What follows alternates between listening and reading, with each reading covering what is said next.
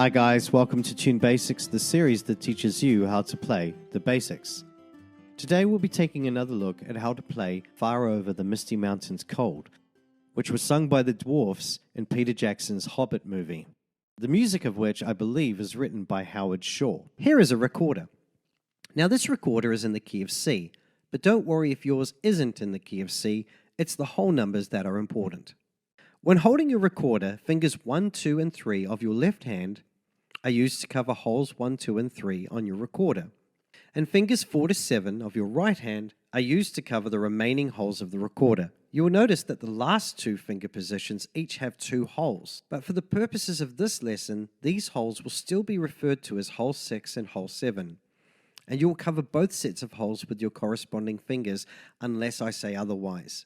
Underneath your recorder is a thumb hole, which will be covered by your left thumb. When necessary, at times you may be required to pinch the hole like this to produce a higher pitch, and sometimes you might have to uncover it completely, so listen carefully for that instruction. Got it? Good. Here's what Misty Mountains Cold looks like when it's written down, and here is how it sounds. E, G, A, C, D, E, D, C, B, A.